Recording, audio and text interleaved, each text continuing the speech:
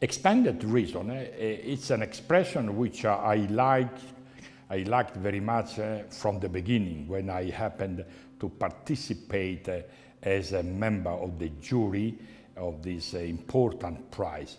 Why? Because today, in particular, in the area of social sciences to which I belong, we need to expand reason. Rationality is one of the major categories of thought in economics. In fact, in the common parlance, usually people believe that to behave rationally means to follow the rules of economic theory. And that, in a sense, is true. But the rationality paradigm, which is one of the major part of the teaching of economics to the students, deals only with the one aspect, leaving outside the other aspect. In other words, we have to be rational when we are supposed to choose between or among different alternatives, of which we know all the details.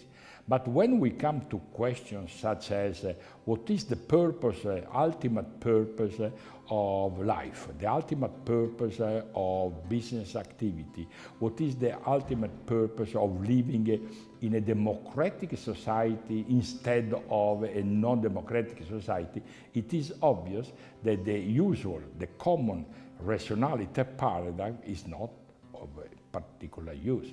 We need to introduce reasonableness. To be reasonable means to be wise. And wisdom, as we know from Greek antiquity, is different from rationality.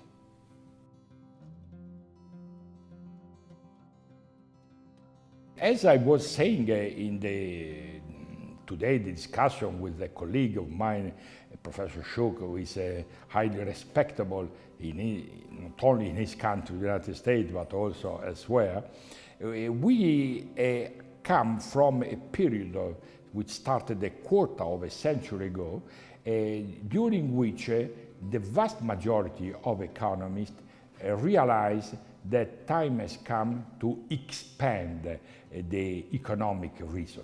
Why is that so? Because today we are facing with problems such as environmental problems, which Professor Schuch is a master, but problems such as the lack of democratic principles in our societies. Third, the tremendous and scandalous increase of social and economic inequalities, both within countries, rich countries, and among countries. Fourth, the lack of understanding of what the new technologies of the fourth industrial revolution, I am referring to artificial intelligence, etc., are bringing mankind. In other words, we have to ask why these novelties introduced in the last 30, 40 years start from the time when internet entered into our world. Where are we aiming at?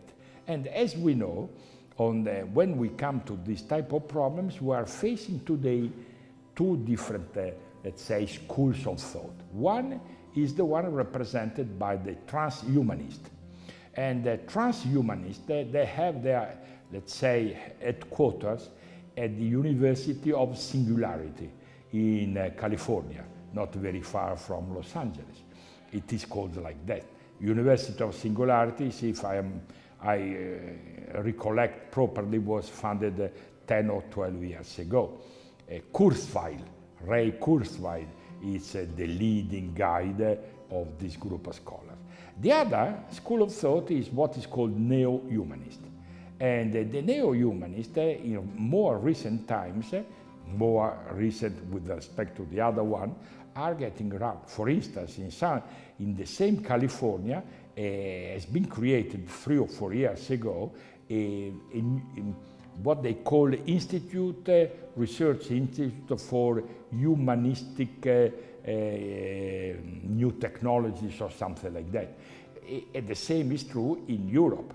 Let me mention the fact that April this year, the European Commission, following the instruction of the European Parliament, they approved what is called the ethical code for artificial intelligence. So now we are facing this interesting debate. Transhumanists, they claim that on top of artificial intelligence, it is possible to arrive at artificial consciousness. In other words, Kurzweil says it's not enough for us, artificial intelligence, but we want to reach artificial consciousness. At that point, the question is, what's the point of having human beings?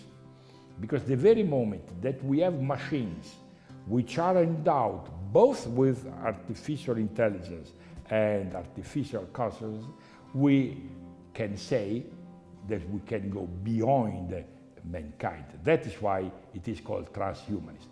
On the other front, we have the neo-humanist. And so, in conclusion, there is today major elements to which economist or economic science is put into discussion. Because the paradigm that we received and which we developed in the last 2 centuries today has become obsolete. Obsolete does not mean wrong. Of course it's not wrong, but it's obsolete. In other words, it's unable to cope with the new challenges. And that is why expanded reasons is an important program of research and deserves a lot of attention.